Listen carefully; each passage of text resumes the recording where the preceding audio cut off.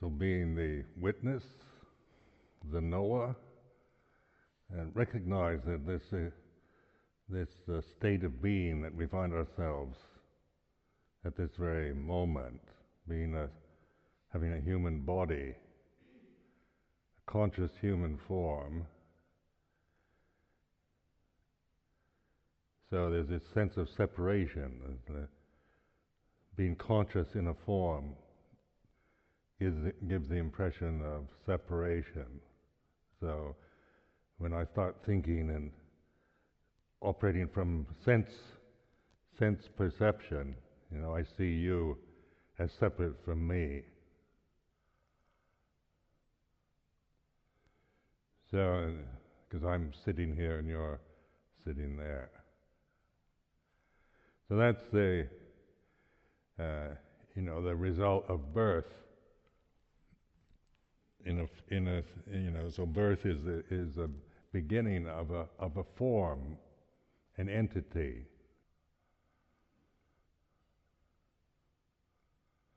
Now, the awakened state is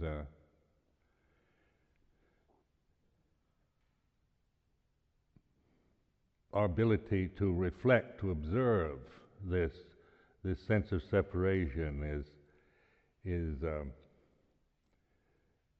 on one level it's conventional way of thinking, seeing myself as a person, as identifying with the form itself, with the appearance, with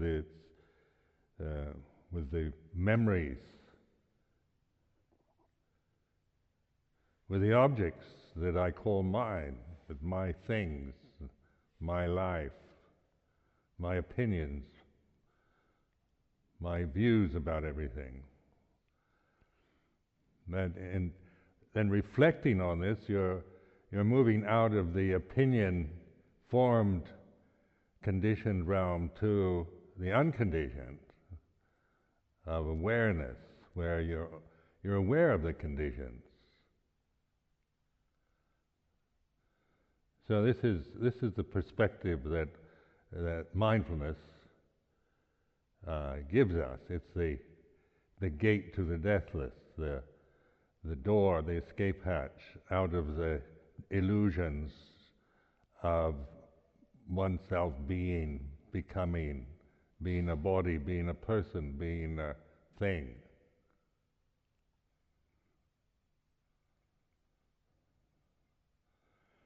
So the deathless then is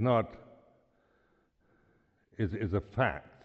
The more it's not an abstract idea or some kind of metaphysical theory, as it might seem.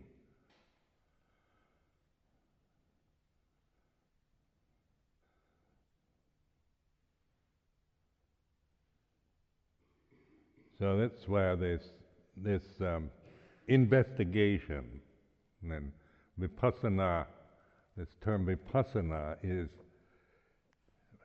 insight, looking into the way things are, being the knower, the observer,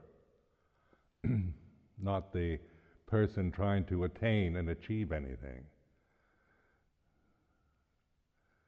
And that's where it's encouraging you to really investigate this compulsion, to try to attain and achieve or do things, what we start meditation, why we meditate, because we have some expectation of attaining something.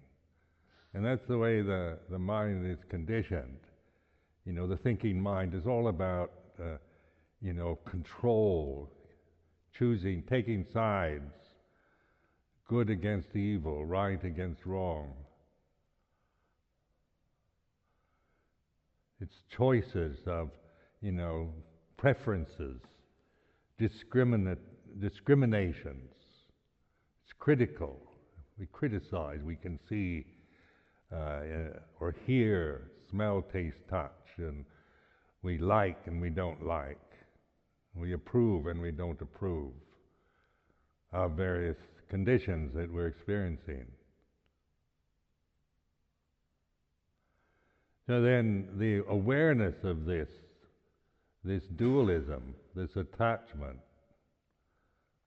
the First Noble Truth is awakening to the unhappiness, the dissatisfaction we create by this endless trying to control and choose and prefer and get rid of the bad things and hold on to the good things.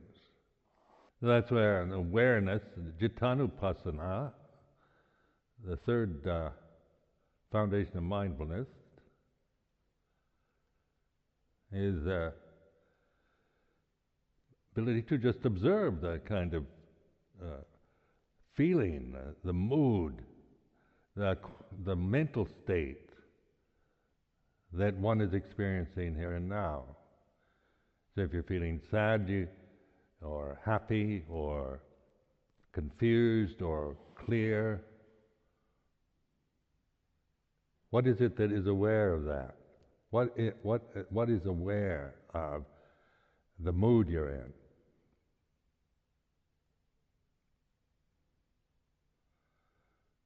You can feel contracted, expanded, elated, depressed, skeptical, doubtful, resentful. We can be aware of a compulsiveness, a feeling I've got to get something I don't have. There's a kind of fear when you really recognize that the profundity of here and now, because emotionally we're not prepared for that. We're prepared for achieving and attaining. We'd like to get into some situation where we can feel we're getting somewhere, we're attaining something, we're getting better.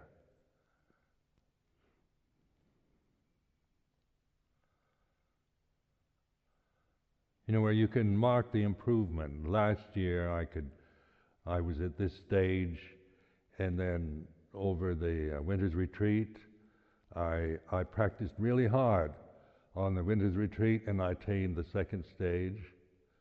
And now I'm on the third stage, hoping to pass the third stage during this Vasa here at Amaravati. So by the next winter's retreat, I can challenge the fourth stage. Now this is how we think, isn't it? We love things like that, because we can understand, getting a diploma, a certificate, a bachelor's degree, a PhD, signs of given to us that we deserve because of hard work and achievement and attainment. So when we approach Buddhist meditation with that mindset, with that frame, that is what we believe in, what we relate to, what we can understand, because that's how the thinking mind is conditioned for that. But it's then when we bring in awareness, we're aware of this tension we create by this desire to achieve and attain, and the feelings of despair, disillusionment when we feel we're not getting anywhere, when we're not getting we're not getting the results we expect. We don't get the acclaim or the certificate, we don't get the diploma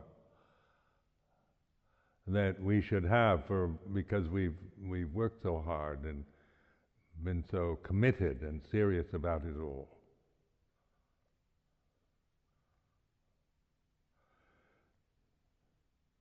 So with awareness then, this awareness is like a floodlight. It actually, it's not spotlighting anything. It's not just focusing on one thing, but it's like a big floodlight that lights up the whole panorama of conscious experience from this position. And then being this awareness, then we can observe this state of disillusionment or doubt or despair, boredom, disappointment. that inevitably comes through meditation. One can have a sense of achievement through controlling, gaining states of concentration, hermetic practices, fasting, doing ascetic practices, not speaking, living in a place where you have no duties other than practice, where there's nothing demanded of you, and where you can just where you're not getting any harsh, coarse impingement on your senses. So this is seeking a refined experience, a tranquility that comes through lack of coarse impingement. So like coarse impingement is, like having exciting things that upset or distress or disturb or demand or whatever that we can experience through our senses, through our mind. And when we remove ourselves from these sources and go to a nice quiet place, a sensory deprivation tank maybe, or a dark cave, have it all set up so people bring us food every day, and we don't have to even thank them for it. They just leave it there and don't distress us in any way. Don't tell us about what's happening in the world.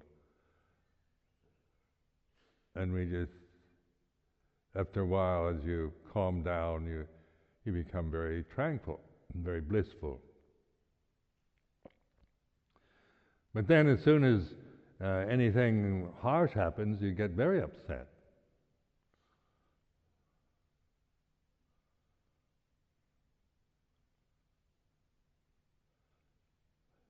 So the Buddha was aiming not for controlling things so that our experience of life would be refined, but preparing us for the realities of this realm of samsara in all its aspects. It's not a matter of judging it and trying to control it or create perfect conditions, but understand, recognize the very nature of conditioning. So this is what vipassana aim is get to know a condition as a condition, whether it's refined condition or a coarse one is not the point, because that's into the thinking mind again, the judging mind. The judging mind is one that says this is refined, this is coarse, this is beautiful, and this is ugly. This is good, and this is bad. So no, this is what we call dualistic thinking. The thinking process is dualistic. Its very nature is like that. You have one condition and its opposite. You have day and night, male and female, good and bad, right and wrong.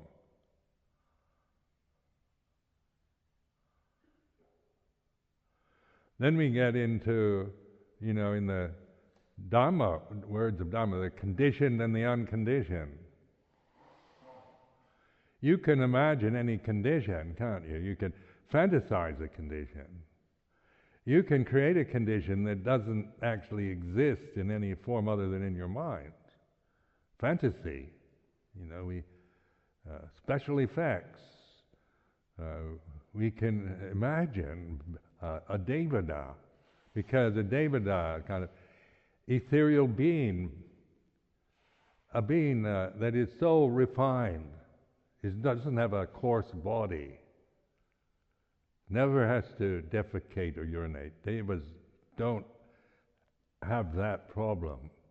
Imagine a devada defecating. It's just revolting, isn't it?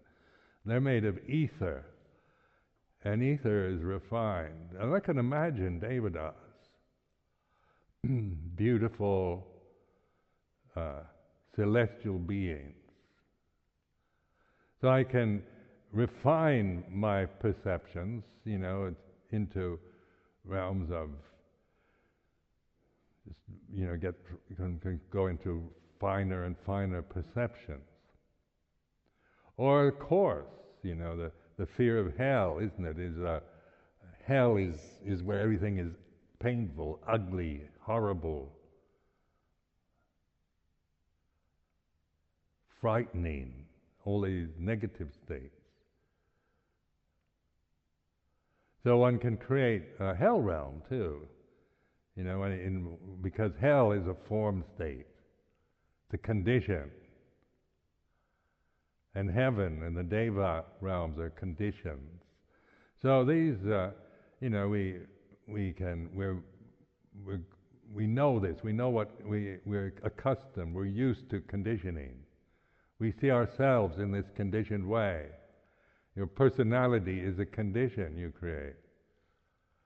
Your cultural conditioning, how you're programmed by the family, the ethnic group, the country, the identities, the class, race, gender, all these things are conditions. So the condition then is we're in Vipassana, we're noting all conditions are impermanent, which is a way of observing. It's not a judgment. It's not saying there's something inferior or wrong with impermanence. We're not condemning and saying we've got to get rid of, annihilate all the conditions. That would be annihilationism. So it's not a matter of preferring one condition over the other, but recognizing, realizing conditions as just that. Their nature is anicca, impermanent. And that which is aware, when we're developing awareness, when we recognize and cultivate awareness, that awareness, we don't create it. It's not a condition that I am creating. I don't create awareness. I recognize it. It's a natural state. It's not something that on a condition level, we have a word for it. We call it sati, sampajanya, these kind of words. But they're meant more as directional signs rather than definitions. They remind us, because we're so easily overwhelmed, taken over by the conditioning, by our emotions, by our thoughts, memories, the way our bodies are. We react. We react to the pain or the discomfort or the heaviness or the fatigue or the hunger or whatever that we're experiencing through the body. So then, turning on the floodlight, so we can actually see. If we don't have that, then we're just caught in our habits. We have no way out of the samsara. We're just helplessly bound into it, enslaved in it.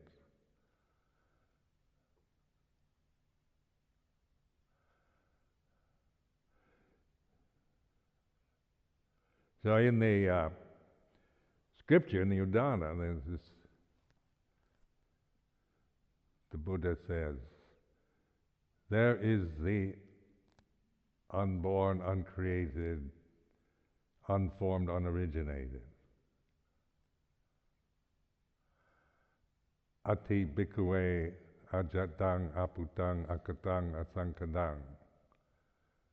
So there is this form of ati bhikkhave.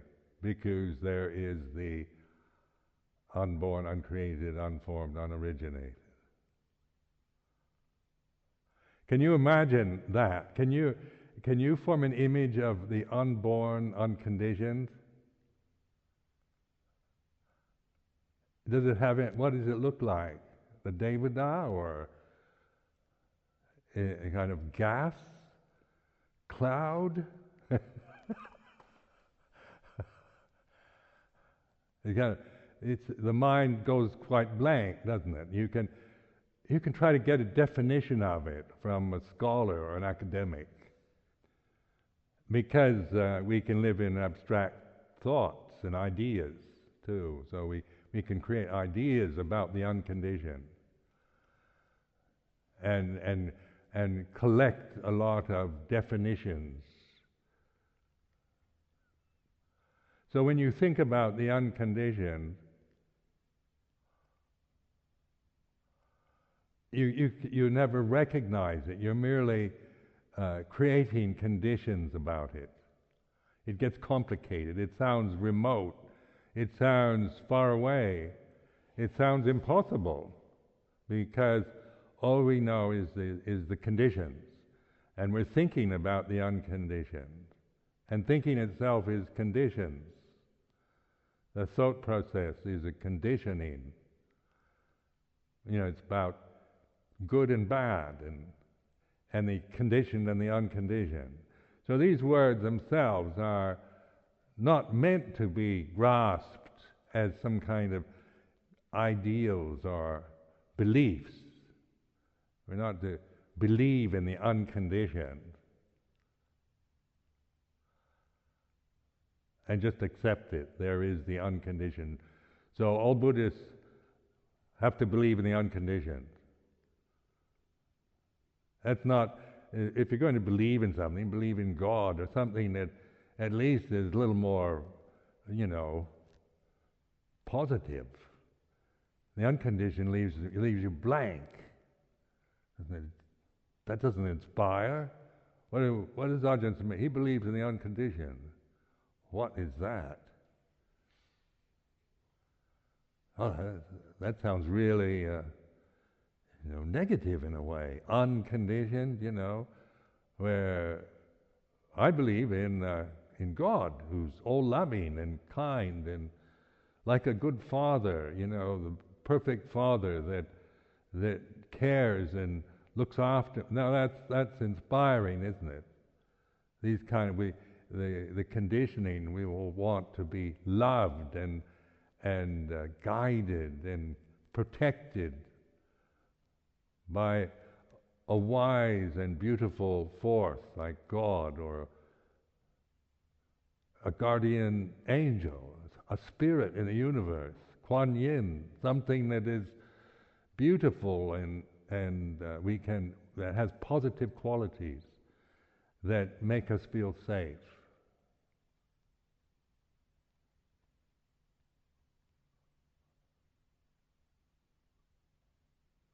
But when it becomes the unconditioned, then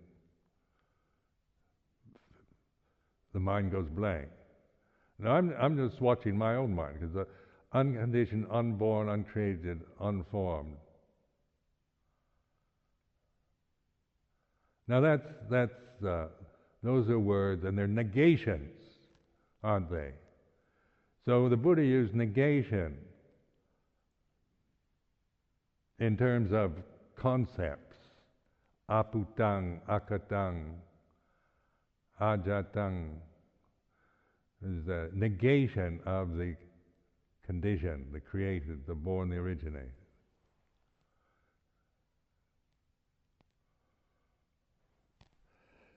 So that negating something means that we let go of the aim of this style is letting go, recognizing the suffering caused through attachment, letting go of the conditions is not an act of annihilation or a rejection or a judgment against them. It's recognizing the suffering that comes from attachment to them, of blind, ignorant attachment. So you're looking inward now at the way that you attach to things, your opinions, your memories, your identities, your loves and hates, preferences, views and opinions.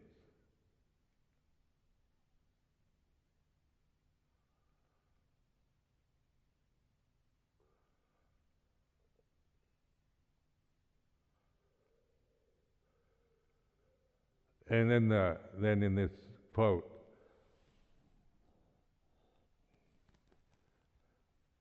because there is the unborn, unconditioned, uncreated, unformed, there is the escape from the created, the conditioned, the originated, the formed. There is the escape. There is a way out. And that way out of the created, the conditioned, the formed, is with awareness. Sati sampatanya, satipanya. So this is a very clear statement. This is a very brilliant statement, actually, when you contemplate it. Now, I've used this from the very beginning, this reflection on the unconditioned, there is the unborn, uncreated. Because, to me, this inspired me, actually, because I'd lost the kind of faith that I had as a Christian in God. I couldn't, the God that was presented to me in my Christian background, thus brought up in a very devout Christian family. So this God didn't make any sense as I started thinking about it. It seemed ridiculous. So I rejected it, the whole idea of God, when I was adolescent. And yet, just running around in the conditioned realm, just trying to sort out the conditioned realm, trying to find my place in the society and really be me, and the freedom, I can do what I want. I'm an independent person. I'm going to live my life for myself, get all I can from it, enjoy it, live, love, laugh, be happy. When I was young, it was like experimentation was the in word in Berkeley, California. Experiment, experience life. That sounds very exciting when you're young, to just have all kinds of experiences. And there's no holds barred anymore, like Christianity put kind of moral barriers in your life. But the bohemian life in Berkeley was, you didn't have any moral barriers to bother with either. I mean, it all sounded terribly kind of exciting, and to just indulge, do what you like. No kind of, nobody watching you, no God judging you. Just experience.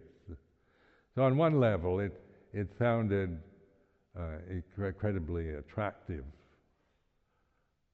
and exciting. The sense of freedom, no longer, living with your parents who judge and control things.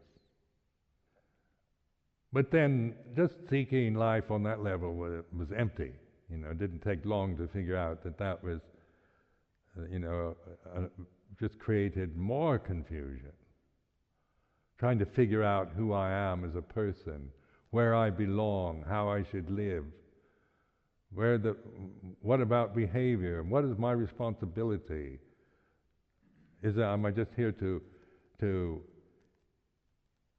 eat and procreate and sleep? Am I just some kind of animal that's just here to procreate the species, or is there something more to it? One could settle for such ideas, but something in me also wasn't satisfied with just being an animal, just being another creature that's here to procreate the species, eat and sleep.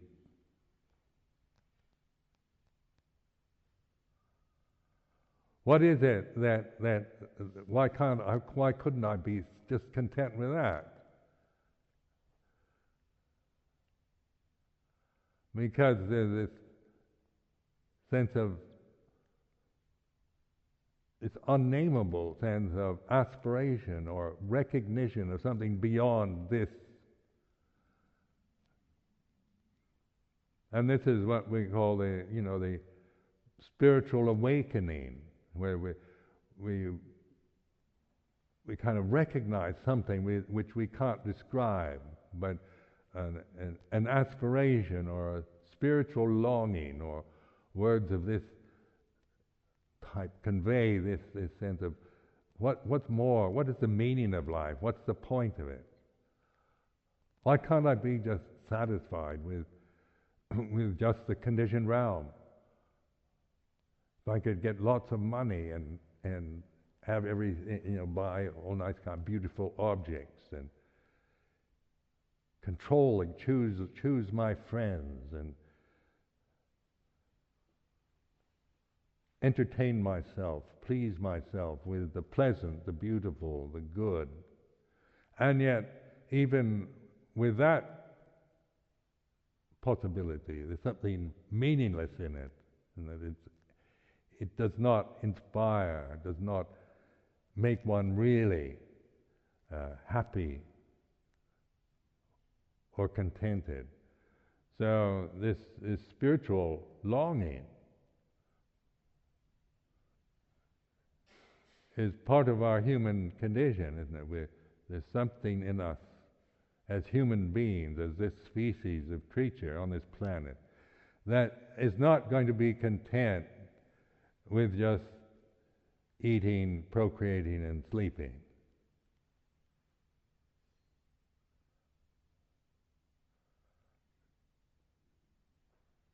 So these are the conditioned realm. It's an eating is a condition. The body needs to eat. There's nothing wrong with it. Eating is a necessity. Sleeping is a necessity. We have the sexual energies. These bodies are sexual forms. So they have this sexual drive to procreate. But just living for sexual pleasure becomes meaningless, empty, disappointing. Just to seek pleasure, sexual excitement through endlessly stimulating the senses and the body.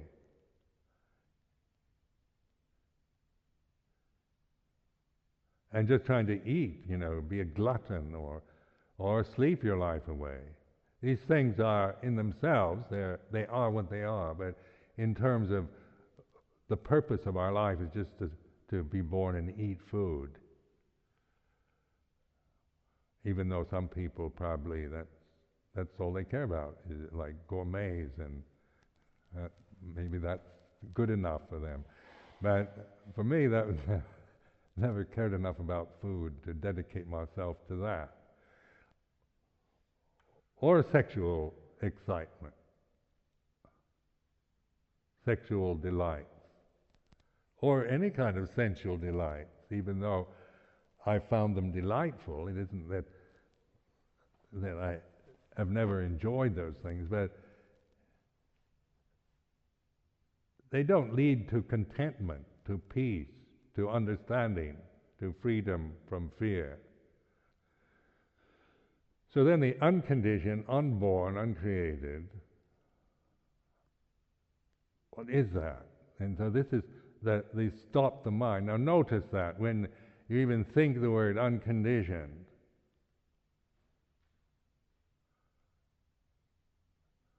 the thinking process stops, because you can't, what can you think about it? You can deny it, say, oh, it's just some kind of metaphysical, Buddhist metaphysics. Or you can't recognize the unconditioned until you've attained the arupa jhanas, until you've attained nirvana. It's a very difficult and refined state, that someone like you, with your greed for food, or your lust, or your resentments, your critical mind, you can never hope to get anywhere until you conquer all these defilements. Purify yourself.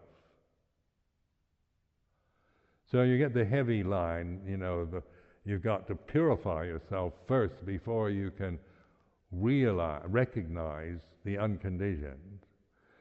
Now, when I talk like this, how does that affect you? You're impure and you've got to purify yourself.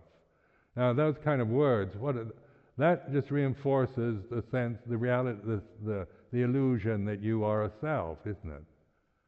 That you are somebody who's impure. And that's the ego again, and that's thought. Impurity is a condition. It's a concept, it's a word. So when we see ourselves as impure, or to see myself as pure is another delusion. Nothing wrong, I'm perfectly pure. Squeaky clean, white as snow.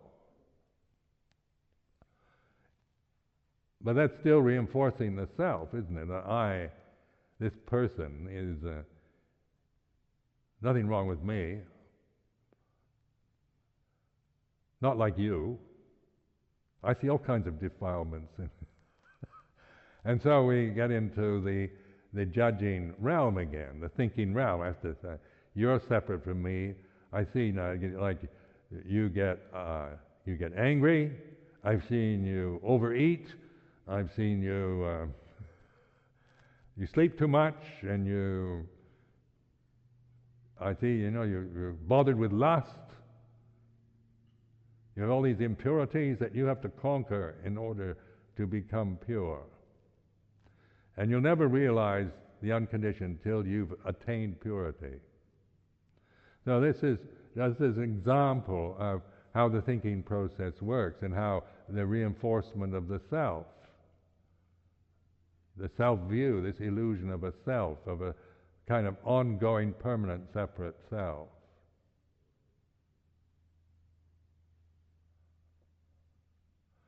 So then the awareness, now the Buddha said awareness, or appamado is heedfulness, being attentive, paying attention, being present. Appamado amattapadang, in this verse, is the path to the deathless. So awareness then isn't something that you create through denial or through asceticism or dependent on having a pure heart, a pure personality, a squeaky clean record. But it is natural state that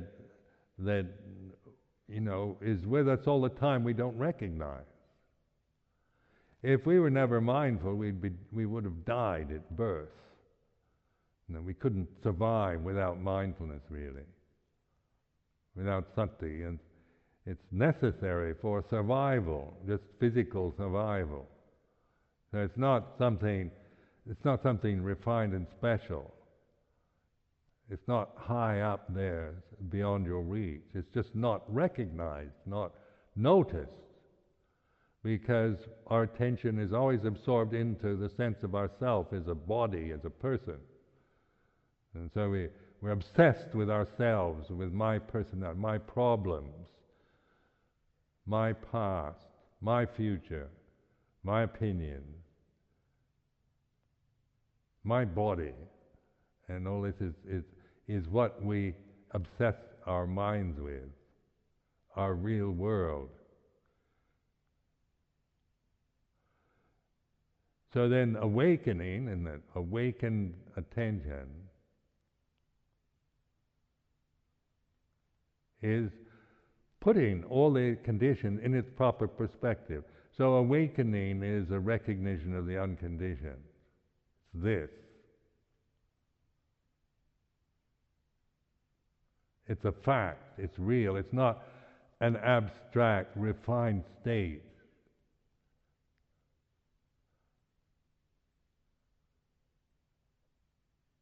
There is the unborn, the unconditioned. If there was not the unborn, unconditioned, there would be no escape from the born and the conditioned. But because there is the unborn, unconditioned, there is an escape from the born and the conditioned. And this is paraphrasing that teaching in the Udana. So I reckon there is a way out, and this way out then is with the Buddha's emphasis on sati sampajanya, satipanya. So in the Four Noble Truths, this teaching here, the third noble truth is the realization of what they call cessation. The reality of cessation, when a condition ceases. Now, in the ignorant human being, they never notice cessation. It's all about arising,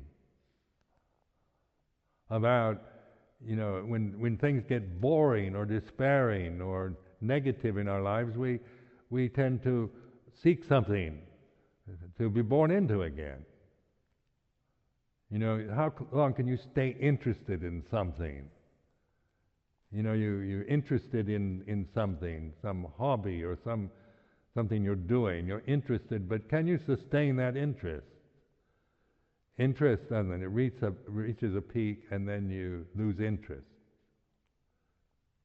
And then we get bored, or we go off to something else that distracts us or interests us, because we don't know how to bear boredom, disillusionment, and despair.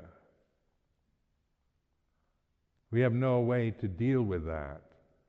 We take Valium or drugs or antidepressants or various kind of things that help snap us out, make us feel better, but the delusion is still there. You're not uprooting the delusion.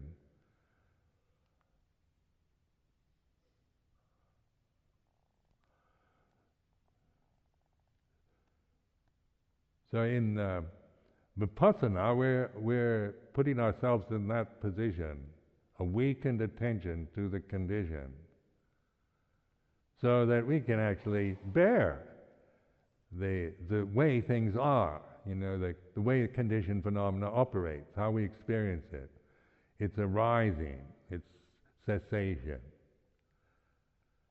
And cessation then is the unconditioned. It's not annihilation. The conditions arise and cease. But the unconditioned is the amatta dhamma, deathless reality. It's real, it's you can know it.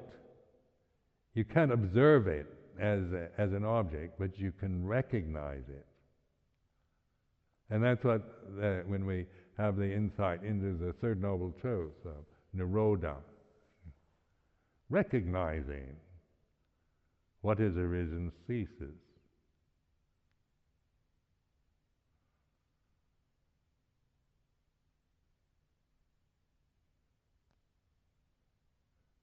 And then from this insight into the deathless or the unconditioned, we know the path,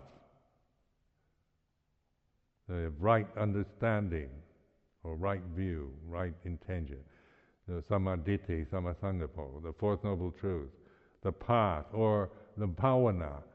Bhavana, and this is cultivating this. This is what we're here for, cultivating this awareness. It's not cultivating, doesn't mean creating it, making ourselves into something we think is aware, but recognizing and developing it, like in daily life here at Amaravati. Using everything that happens to you for awareness, like praise and blame, success, failure, whatever happens, good or bad, right or wrong, fair or unfair, desired or undesired, just or unjust. We're cultivating, we're we're cultivating. It's bhavana. This is what meditation is. This is where meditation really begins. Is on the Fourth Noble Truth, bhavana.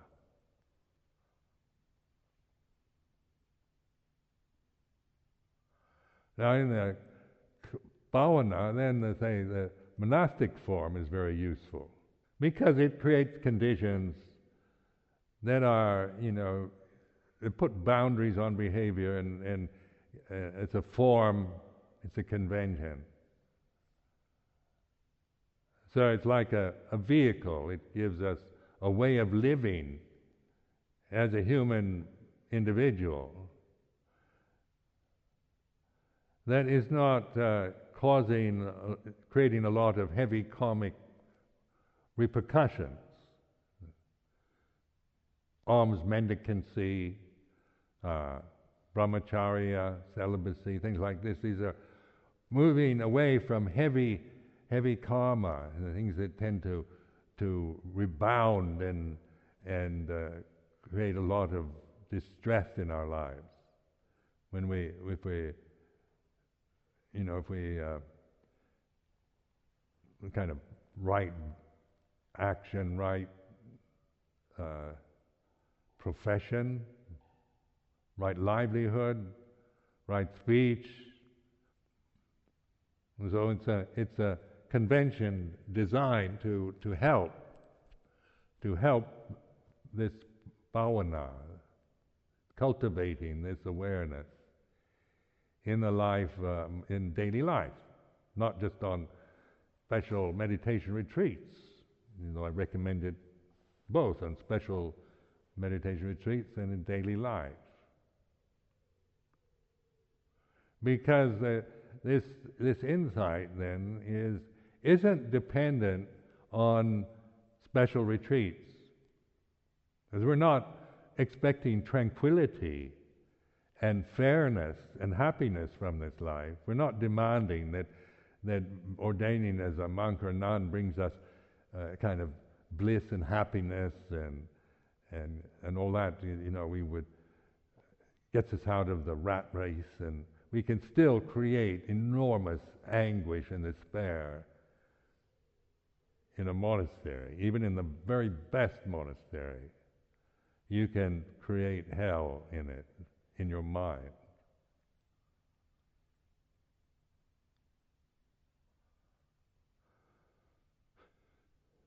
So it's not meant to be a kind of conditioning process that we're involved in. We're not trying to recondition ourselves into Buddhist monks and nuns and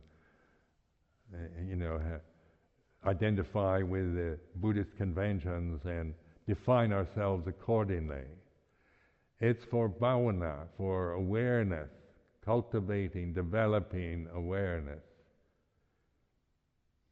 and recognizing it. Because we don't create it, we recognize it.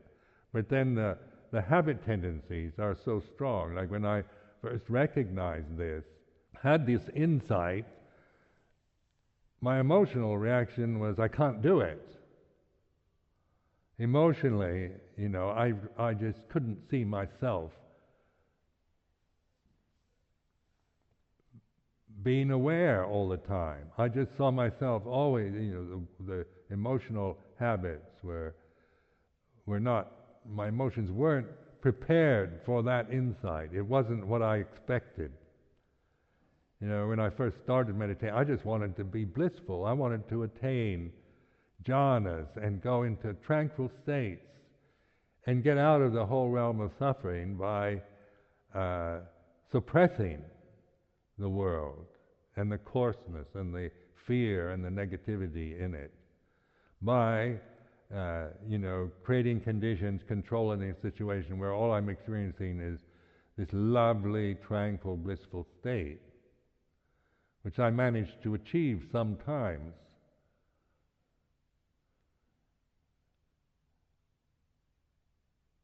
Which I like very much.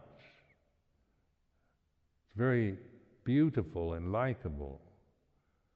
And one wants it. One creates desire, longing for these blissful states that you remember having, if you've had them. But then life itself is like this, isn't it? It's about eating and sleeping and feeling pain and relating to others, being praised, being admired, being appreciated, being criticized, being blamed, being despised, about being treated justly and fairly and being treated unfairly, about injustice and disappointment, loss. This is all a part of a human experience. You can create an idea of a utopian society where everything is just and fair and everybody is good and responsible, doing what they should. A monastery where all the monks and nuns are, just wonderful, saintly people, everybody practicing diligently, dedicated to the holy life, never waver, never want to disrobe, always willing to pitch in and perform their duties, getting along with each other, supporting each other, nurturing each other, sharing our lives with each other, being our good friends to each other, understanding and being sensitive to each other all the time. This is an ideal, isn't it? This is what we would like. This is how it should be. But should be is not the way it is, isn't it? An ideal is how everything should be. But the reality of this moment is like this. It's not maybe what I want, but it is what it is. It's what I'm getting. So then my relationship to it is knowing, awareness of it. The Buddha, Bhutto, the knowing of the Dhamma, the way it is. The way it is isn't the way it should be, but it is like this.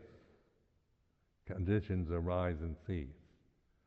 The best conditions, utopian ideals, the shoulds and shouldn'ts, and all this arise and cease in consciousness.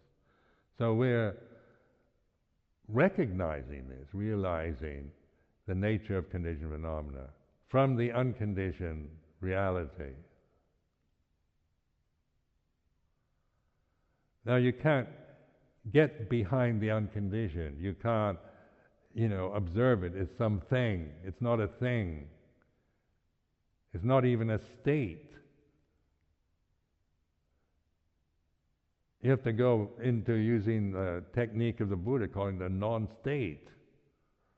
Can you imagine a non-state? I can't. They keep wanting to call it a state because even the word state, on the thinking level, it seems like a state even. Awareness seems like a state, but it's not. It's a non-state. So this use of negation is not a denial, but a recognition.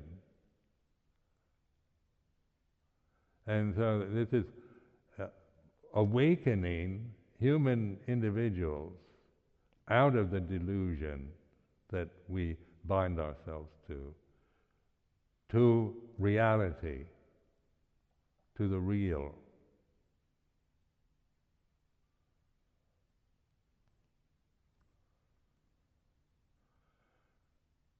As Morpheus said in the Matrix, welcome to the desert of the real.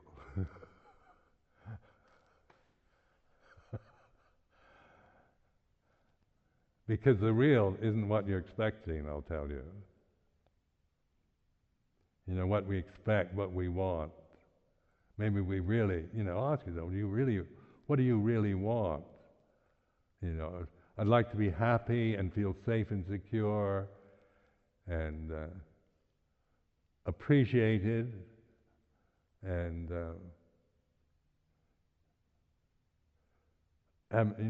be with good friends that appreciate and love me, and now that I'm 72, will still need me and feed me.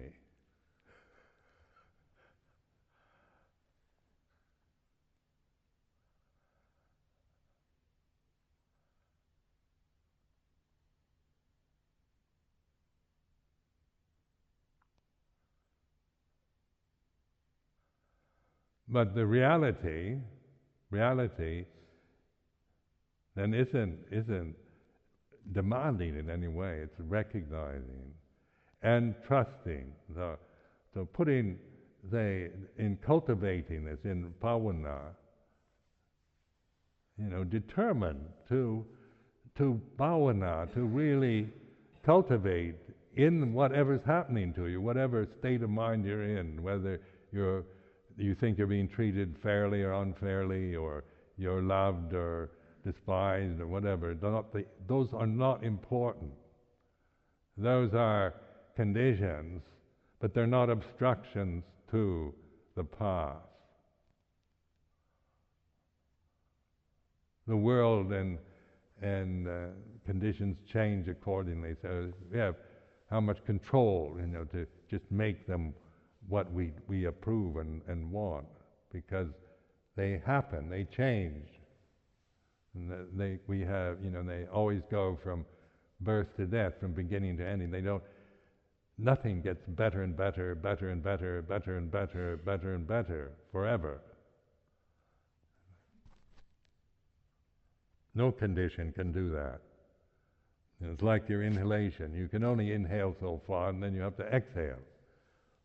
So that's the pattern of conditioned phenomena: arising, ceasing. And that's the way it is. All conditions are impermanent. Anatta, not self. When you observe conditioned phenomena, rather than become the conditions, you don't find anything in it. It's empty. There's nothing in them other than they are what they are in the present, but you can't keep them or petrify them so that they remain the same forever.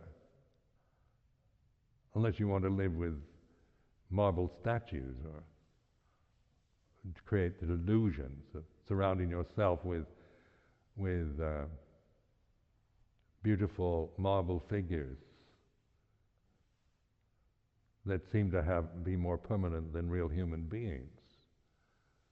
At least they don't age so quickly, even though Venus de Milo doesn't have any arms anymore.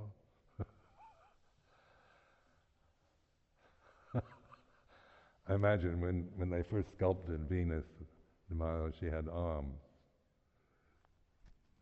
but she doesn't. So even Venus de Milo can be disappointing.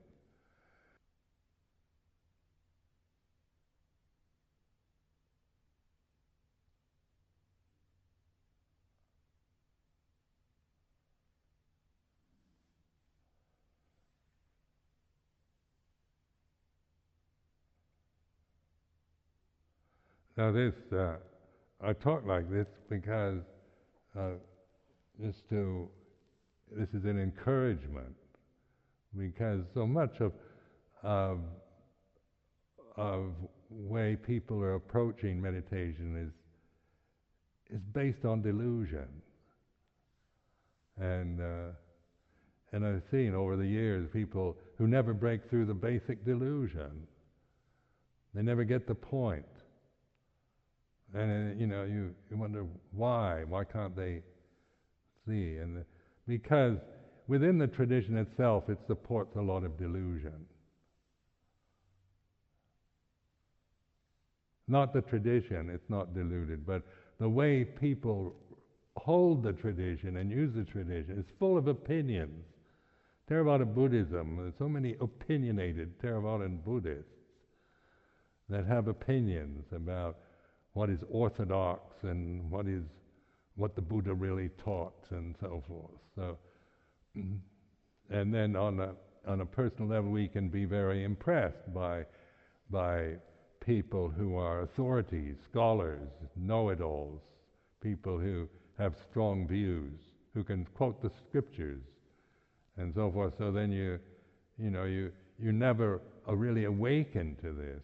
You get thrown about by what this teacher says or that teacher says, or how you interpret the scripture. But what I'm encouraging is not to believe me, or I'm not trying to make you agree and go along with me, but the whole point of this reflection is encouraging awakening. You have to trust in your that this is a natural state. It's your heritage. Being born as a human being gives you this right. This is the great gift we have in this human realm. And then the Buddha's teaching is not for grasping, not for believing. It's a helpful tool. It's an expedient means to explore and investigate experience, so that we can free ourselves from our delusions, our conditioned perceptions.